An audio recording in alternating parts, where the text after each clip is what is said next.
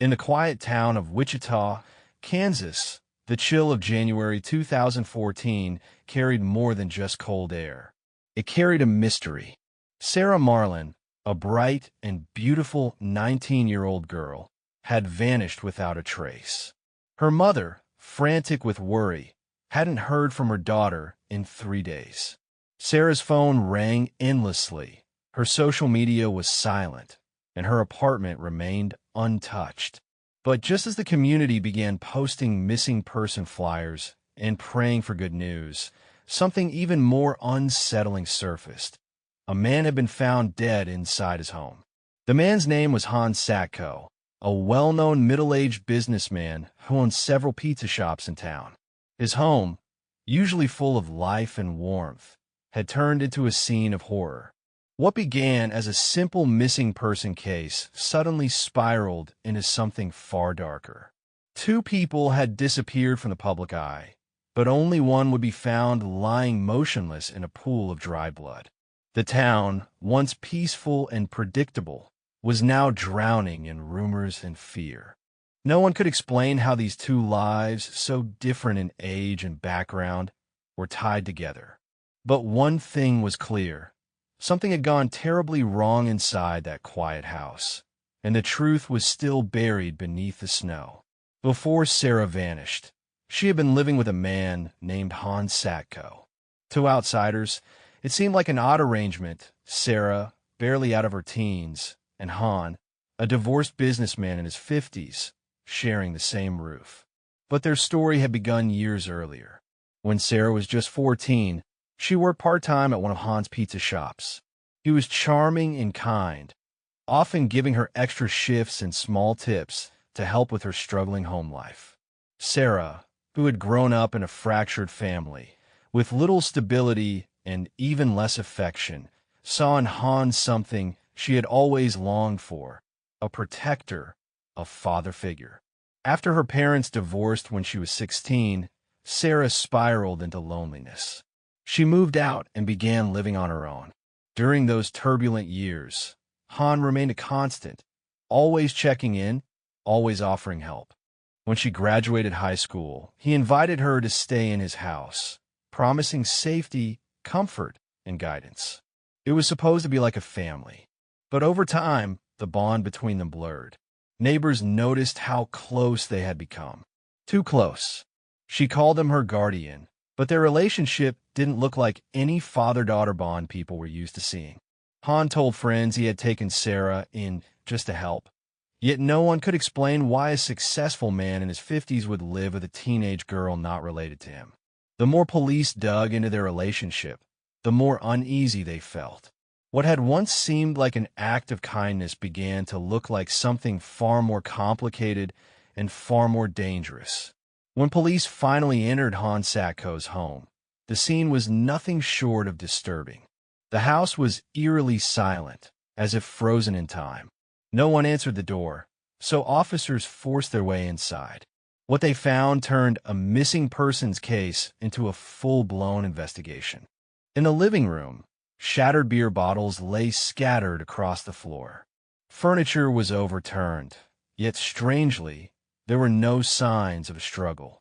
At the center of it all was Han's lifeless body, sitting slumped, pale, and eerily still.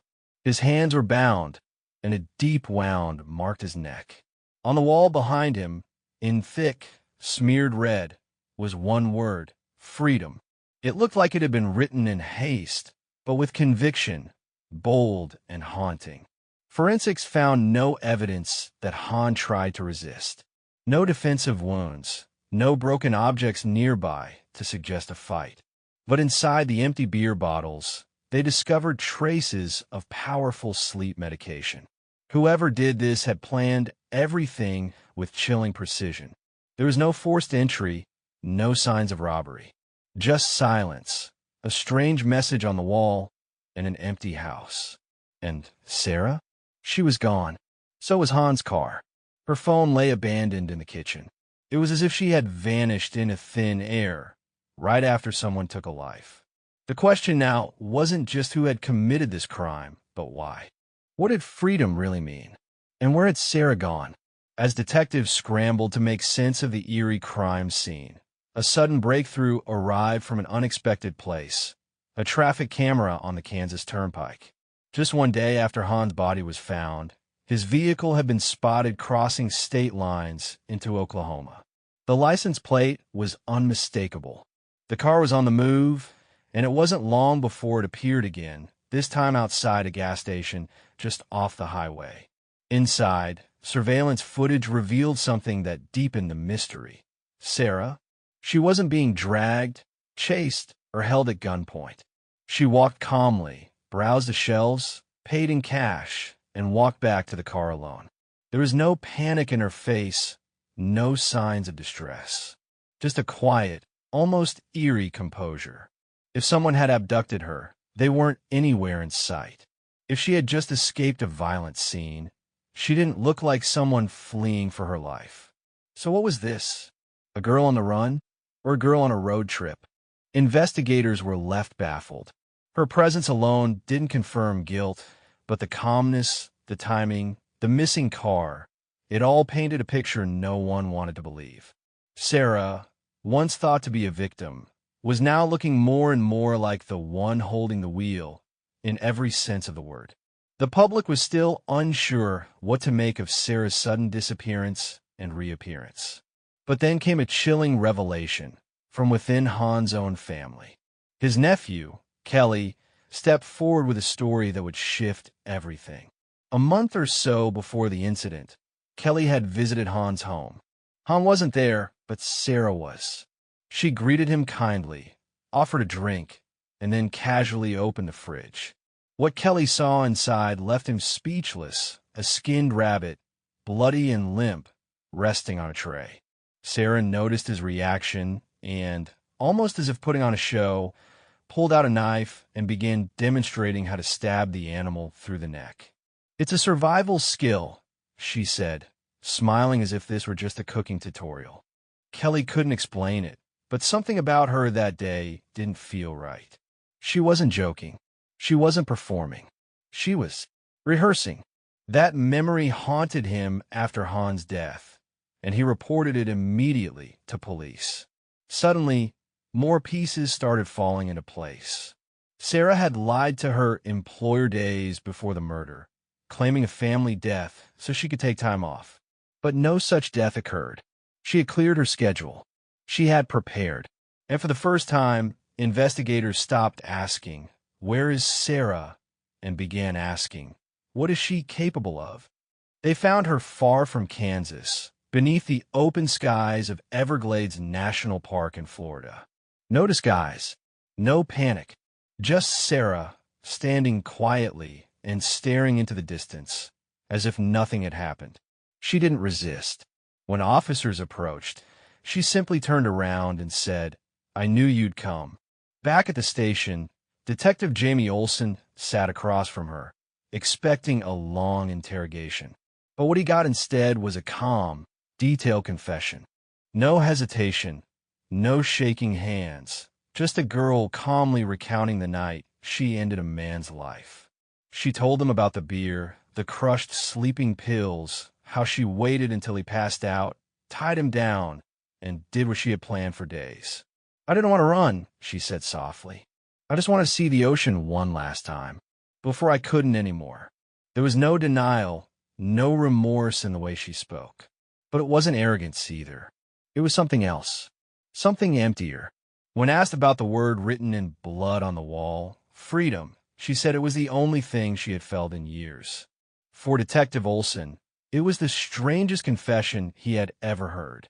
Not because of what she did, but because of how she told it. As if she wasn't confessing a crime, but simply explaining how she opened a window to breathe.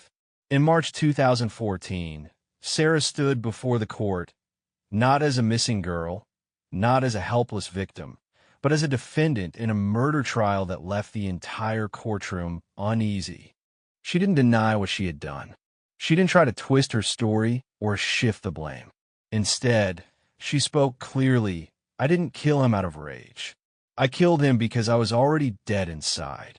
Her legal team presented a defense built not on innocence, but on instability. Sara, they argued, wasn't a cold-blooded killer. She was a fractured soul, shaped by years of trauma and mental illness. To many, it sounded like an excuse. But then came the psychological evaluation. After 17 hours of interviews, a clinical psychologist diagnosed Sara with severe dissociative identity disorder, accompanied by chronic depression and anxiety. The doctor spoke of childhood chaos, emotional neglect, and abuse that left her mentally scarred. Sara, they said, had never developed a stable identity. She carried pieces of herself like shattered glass, sharp and disjointed. One of those pieces, dark, angry, desperate, had taken over the night Han died. But even with the diagnosis, the prosecution pushed back hard. Mental illness, they said, could not explain premeditation. Sara had bought the pills, scheduled time off, and left a message in blood. That wasn't impulsive. That was calculated. And so the courtroom became a battlefield, not just over guilt, but over the meaning of accountability when someone is broken long before the crime. What the court didn't hear during Sara's first trial was the story buried beneath the surface, the truth no one wanted to face. It wasn't until months later when journalists, activists, and a handful of relentless lawyers began digging that the pieces finally came together. Behind closed doors, Satco wasn't the kind, fatherly figure he pretended to be. His home, once believed to be a safe haven for Sara, was in fact a cage. For nearly 10 months, Sara endured a life of control, manipulation, and silence. Han had stripped her of autonomy, controlled her finances, forcing her into cosmetic surgeries, and threatening her with homelessness if she ever tried to leave. But the worst wasn't financial. It was personal. Han had turned his attention to her not as a guardian, but as something far more sinister. He isolated her from friends, used substances to blur her mind, and coerced her into submission. On paper, she lived rent-free. In reality, she paid every day with her dignity. Medical records revealed signs of chronic stress, untreated trauma, and even physical scarring. One psychologist called it institutional abuse in a private home. Sara had told her public defender, but her story was dismissed as irrelevant to the murder charge. The prosecution insisted these were distractions. But to many, this was no longer just a case of right or wrong. It was a system that had failed a broken girl long before she ever picked up a weapon. When the gavel fell, the courtroom echoed with finality. Sara was sentenced to 55 years in prison without the chance of parole. For many, it felt like closure. A murder had been committed, and someone was held accountable. But as the dust settled, questions started to rise, and they refused to go away. During the trial, not once were the abuse allegations against Han fully presented. The evidence, photos, medical records, testimonies was never brought to light. Sara's lawyer chose to focus entirely on her mental illness, building a case around psychological instability rather than the torment that may have driven her there. Prosecutor Charlotte Branson dismissed the abuse claims as irrelevant and potentially misleading, arguing that they would distract the jury and create emotional bias. Even Sara's own defense team agreed not to bring up what she had endured, believing it might weaken their insanity plea. So the jury never heard about the threats, the forced surgeries, or the nights she cried herself to sleep in a house that was supposed to protect her. To them, Sara was just a mentally unstable girl who had plotted a brutal crime. They weren't given the chance to see the full picture or to judge it. Outside the courtroom, whispers turned to outrage. Advocates for abuse survivors condemned the decision to silence her story. To them, this wasn't justice served, it was justice denied. For years, Sara sat behind bars while the world debated her fate. But what the court once ignored, the public began to hear loud and clear. Survivors of abuse recognized her silence. Activists saw in her case something hauntingly familiar, how systems often fail those most in need. Slowly, momentum built. Retired journalist Duran, who had once volunteered at the women's prison, wrote a searing expose titled Justice in the Dark. It didn't ask whether Sara had committed the crime. Everyone already knew that. It asked why no one had listened to why she did it. His words echoed far beyond Kansas, catching the attention of human rights groups and legal advocates. Sara's defense team, strengthened by fresh eyes and public support, filed a petition for resentencing. They submitted the evidence that had once been buried: medical reports, messages, videos, and testimonies never heard by a jury. And in 2021, something happened that once felt impossible. The court agreed to review her case. After careful deliberation, her sentence was reduced from 55 years to 25. For Sara, it wasn't freedom. Not yet. But it was the first time someone believed her not just as a prisoner, but as a person. The bars were still there, but now so was hope. And sometimes that's the most powerful thing of all. Even after the sentence was reduced, the debate surrounding Sara never really ended. For some, she remained a dangerous criminal, someone who had carefully planned a killing and nearly severed a man's neck in cold blood. Her age, her trauma, her past, none of it, they said, could excuse what she had done. Han, despite his secrets, was still a human being, and nothing could bring him back. His family, especially his daughters, would forever live with the weight of that loss.